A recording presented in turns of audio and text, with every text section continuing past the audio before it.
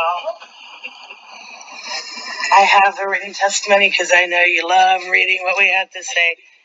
But I'm going to come Hold on just one second. We show you registered as Daphne Hoffacker. Yeah. On behalf of yourself, and you'll be testifying against the bill. Is that correct? Yes, I am. Thank you. Yeah, absolutely. So I wanted to thank y'all for staying up so late. I've been watching all day long as this has unfolded. And there's a couple of things that come to mind. First of all, what it sounds like to me is a lot of people have objections to books. They went to their librarians and their libraries. They went through the process and they were denied in having those books removed from their libraries. But in fact, one woman said it was a vote of 3-2. She lost. The experts in the school made the decision that these were appropriate for this community. And instead of saying, all right, looks like that's not going to work, they got somebody to write legislation for them that will help them get their way. So we have librarians who are trained experts at this stuff. If you're running into a librarian or educators who are saying this is valuable content for our children, and we just met a young woman for whom this is valuable content. In fact, I have a child in my purview for whom if he hadn't had access to genderqueer a few months ago, I'm not sure he would be with us today, because he lives in a family where he is not allowed to be gay. He has been opted out of sexual literacy or sex ed curriculum. He was exploited by a man because he had no idea what was going on. And it wasn't until he got access to a book that explained to him that there are normal, healthy relationships that exist between two men that he finally found the courage. He was more afraid of telling his parents that he was gay than he was of dealing with the trauma of being sexually manipulated. And I don't know the details, but I know this kid suffered.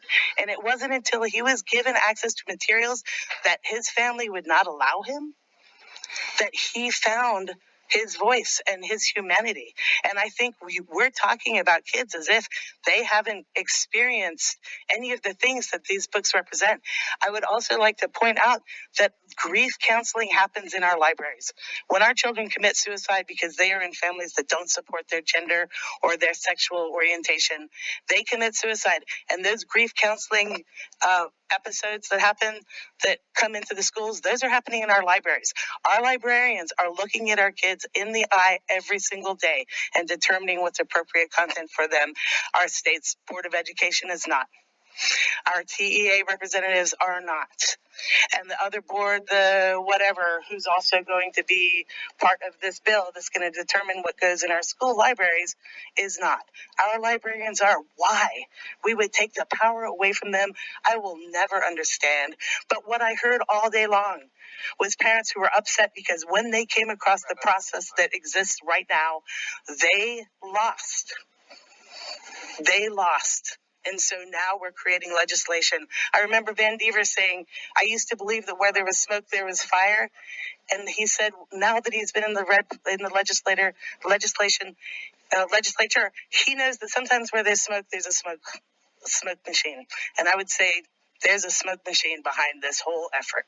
All right. Thank you very much. Members, are there any questions for this witness? Representative Hefner. Just a quick one. So are you saying that experts in libraries are more adequate or more proper to make these decisions for their kids than the parents are?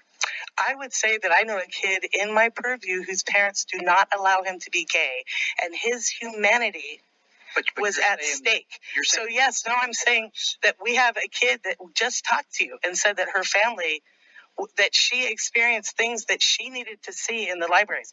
Our librarians, yes, they know what's going on in our schools. They know what's going on with these communities, and they know what our children are up against. Well, I don't think they know more about what their children are going through than their parents. No, I disagree. I am a parent, and I have children in my purview whose parents have no idea what they're dealing with, who lie to their parents because their parents don't want them to be gay, right? Like, this is whatever your assumptions are about parents and students and their access to material and their sexual maturity, I feel is pretty disrespectful to the things that our children experience every day in our society.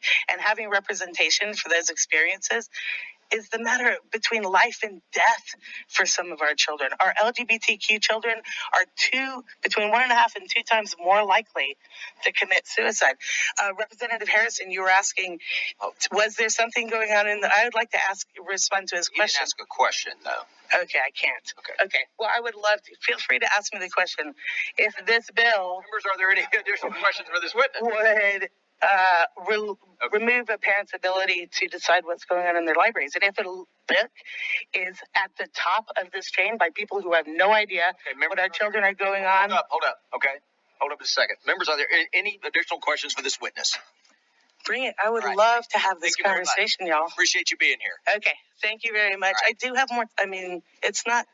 Okay. All right. Thank you for your time. I appreciate you. Thanks for being here.